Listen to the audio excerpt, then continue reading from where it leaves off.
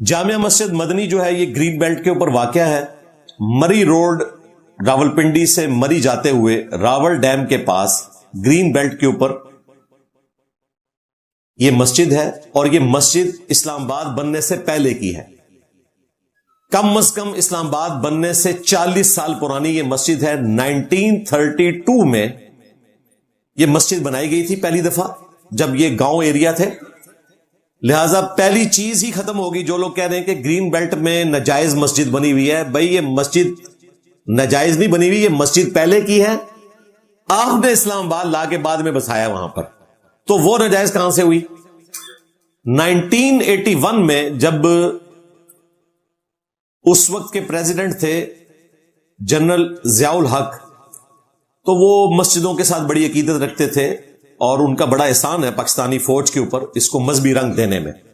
اگرچہ انہوں نے پاکستان کا بیڑا غرق بھی بہت زیادہ کیا, وہ اپنی جگہ, لیکن جو پازیٹیو چیز ہے ہم اس کی تعریف کرتے ہیں.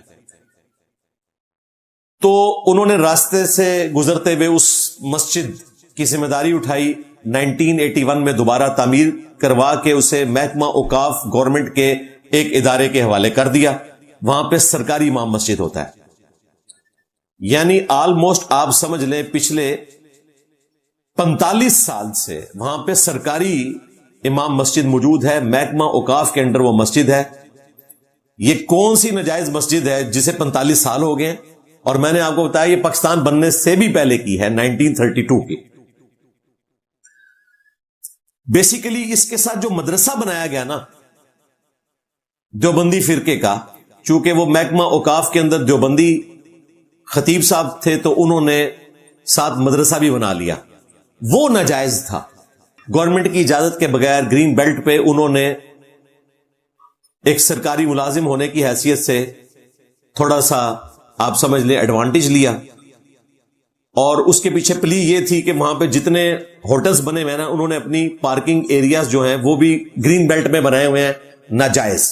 تو انہوں نے کہا ٹھیک ہے, اگر ہوٹل والوں نے پارکنگز بنائی ہوئی ہیں, کچھ سرکاری دفاتر بھی وہاں پہ گرین بیلٹ پہ موجود ہیں, تو چلے ایک مدرسہ بھی ہم بنا لیتے ہیں اللہ کے لیے. تو وہ بالکل ناجائز تھا, وہ انہوں نے بنایا. اس مدرسے کو گرانے کے لیے گورنمنٹ نے اپروچ کیا مدرسے والوں کو. مدرسۃ المسلم کے نام سے تھا وہ مدرسہ. تو وہاں جو لوگ تھے انہوں نے کہا ٹھیک ہے جی آپ اسے گرا دیں, لیکن اس کے ایکویلنٹ ہمیں کوئی جگہ دیں. حالانکہ یہ بھی غلط بات تھی. اس کی وجہ یہ ہے کہ جو چیز خود ہی ناجائز ہے اس کے ایکویلنٹ جگہ مانگنی نہیں چاہیے. پھر بھی گورنمنٹ نے بڑے ظرف کا مظاہرہ کیا اور انہیں مارگلا ٹاؤن فیز 2 کے اندر ایک بہت بڑی جگہ کے اوپر 4 کروڑ روپیہ لگا کے 40 ملین ایک باقاعدہ مدرسہ بہت بڑا بنا کر دیا, اور پھر ریٹن فارم میں ان کے حوالے کیا. اس مدرسے والوں کی بھی نیکی ہے, انہوں نے کہا کہ آپ ہمیں پیسے نہ دیں, ہمیں مدرسہ بنا کے دیں, ہم آپ سے پیسے نہیں پکڑیں گے. اور پھر 8 اور 9 اگست 2025 کی درمیانی رات اس مدرسے کے جو کرتا دھرتا علماء تھے ان کی موجودگی میں باقاعدہ اس مدرسے کو ڈیمولش کیا گیا. اس سے پہلے انہیں کہا گیا کہ اگر آپ نے کوئی چیز یہاں سے بھی لے کے جانی ہے تو لے جائے. حالانکہ جو مدرسہ بنا ہے اس میں کسی چیز کی ضرورت نہیں تھی, پھر بھی انہوں نے کہا چلے کوئی دروازہ کوئی کھڑکیاں لے کے جانی ہے تو آپ لے جائیں. اسے ڈیمولش کیا اور یہ ہیپی اینڈنگ ہو گئی.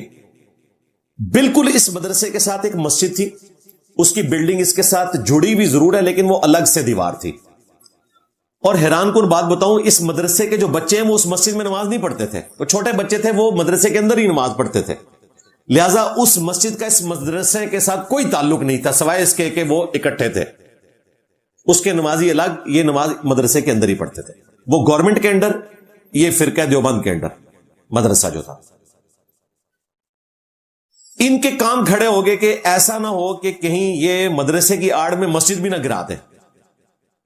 تو انہوں نے اس موقع پر انتظامیہ کو بار بار یہ چیز کہی کہ یہ مدرسہ ہم گرانے آپ کو دے رہے ہیں, ایسا نہ ہو کہ آپ مسجد گرا دیں. تو انہوں نے کہا نہیں مسجد ہم نے کیوں گرانی ہے, وہ تو 1932 کی مسجد ہے. حالانکہ وہ بدنیتی پہ مبنی ان کا بیان تھا, ارادہ وہ کر چکے تھے. اس کی ریزن میں آپ کو بتاتا ہوں کیا تھی، وہ بعد میں بتاتا ہوں کہ یہ مسجد کیوں گرانا چاہتے ہیں وہ، یا اور بھی مساجد جو ہیں۔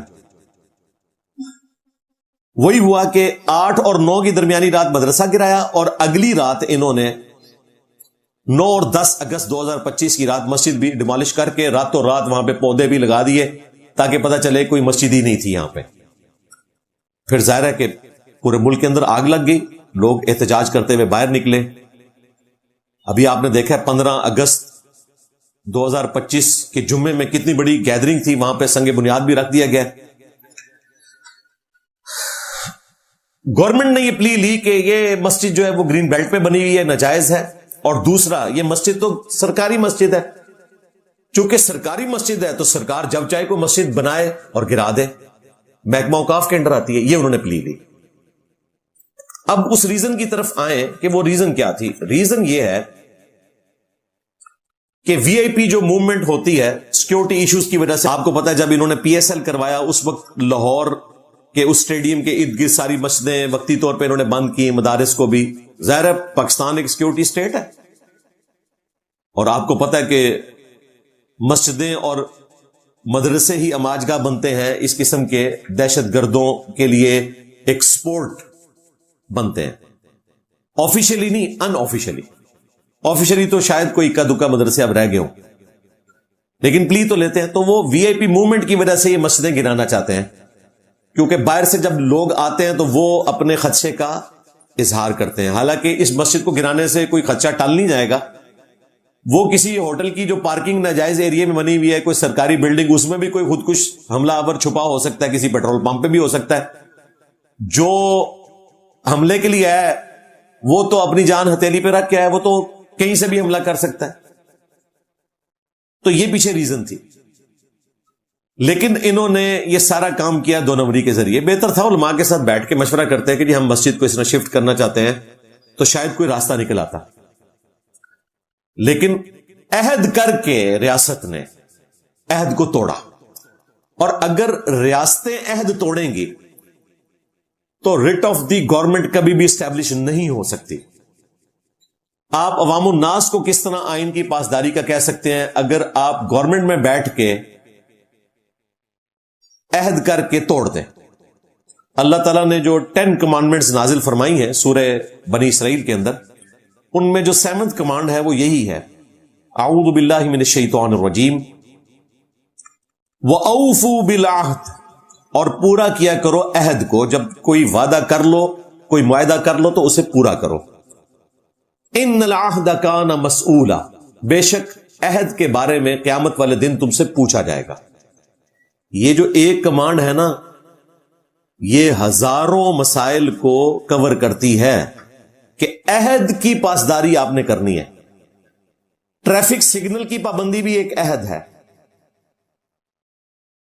تجارت کرتے ہوئے اسمگلنگ کو اوائڈ کرنا یہ بھی آپ کا ریاست کے ساتھ عہد ہے۔ عہد کو آپ نے پورا کرنا ہے، اگر آپ عہد کو پورا نہیں کریں گے آپ گناہ گار ہوں گے۔ کہتے ہیں جی قرآن و حدیث میں تو نہیں لکھا ہوا کہ ٹریفک سگنل توڑنے والا جو ہے مجرم ہے۔ جی لکھا ہوا ہے، یہ لکھا ہوا ہے، عہد کو پورا کرنا ہے، عہد کے بارے میں تم سے پوچھا جائے گا۔ امپلائر ریلیشن شپ بھی عہد ہے، اس کے بارے میں بھی پوچھا جائے گا۔ اسی کانٹیکسٹ میں ایک حدیث ہے مسند احمد میں، بڑی مشہور حدیث، بچپن سے سن رہے ہیں، عمل کوئی نہیں، کہ جو شخص عہد پورا نہیں کرتا اس کا کوئی دین ایمان نہیں ہے۔ اگر ریاست پورا نہیں کر رہی اس کا بھی کوئی دین ایمان نہیں ہے، اور اگر عوام الناس پورا نہیں کر رہے ہیں تو ان کا بھی کوئی دین و ایمان نہیں ہے۔ لہذا عہد کو معمولی نہ جانا کریں، اور عہد کے لیے یہ ضروری نہیں ہے کہ آپ کہیں کہ میں وعدہ کرتا ہوں، میں عہد کرتا ہوں، نہیں۔ اگر زبان دے دی اس کا مطلب عہد ہے۔ لوگ زبان دیتے ہیں اور بعد میں کہتے ہیں میں نے وعدہ تو نہیں کیا تھا۔ بھئی وعدہ ہی ہوتا ہے، یہ وعدہ کا لفظ بولنا ضروری نہیں، وہ صرف قسم کے کیس میں ہوتا ہے کہ آپ نے قسم کا ورڈ بولنا ہے، اور اللہ کی قسم۔ باقی جو آپ کسی کو زبان دیتے ہیں تو آپ پابند ہیں، چاہے آپ نے وعدے کا لفظ، عہد کا لفظ بولا یا نہیں بولا، آپ اسے پورا کریں گے تو عہد کے بارے میں پرسش ہوگی۔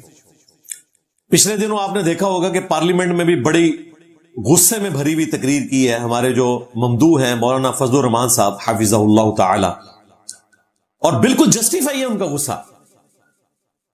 کیونکہ یہ جس دو نمبری کے ساتھ اسلام آباد کی انتظامیہ نے دھوکہ دے کر یہ سارا عمل کیا کہ مدرسے کی پلی لے کر مسجد بھی اڑا کے رکھ دی. اس لیے آپ دیکھیں جو طلال چودھری صاحب ہے حفظہ اللہ تعالی من الجنت والناس، وہ تقریر کرتے ہوئے جو بات کر رہے ہیں نا وہ آدھا سچ بیان کر رہے ہیں، لیکن پورا سچ یہ ہے کہ یہ سارا شفٹنگ کا معاملہ مدرسے کے لیے ہوا تھا، مسجد کا تو لینا دینا ہی نہیں تھا. اس میں مسجد آپ نے اس کی آڑ میں ویسے ہی اڑا کے رکھ دی، غلط بیانی کی، دھوکہ دیا. اب خیر یہ بیک فٹ پہ وقتی طور پہ تو چلے گئے ہیں، لیکن مجھے نہیں لگتا کہ مکمل طور پہ یہ گئے ہیں. ہو سکتا ہے کچھ دنوں بعد آپ کو چند اور باتیں سننے کو ملے. 50 مساجد کی لسٹ نکلی ہے، اس میں فیصل مسجد بھی ہے. فیصل مسجد بھی ہے. فیصل مسجد کے جو خطیب صاحب ہیں ان کو بھی فون گیا، انہوں نے کہا بھائی میں تو فیصل مسجد کا خطیب ہوں، یہ تو پاکستان کی قومی جامع مسجد ہے. پھر اس نے فون بند کر دیا. یہ ہماری انتظام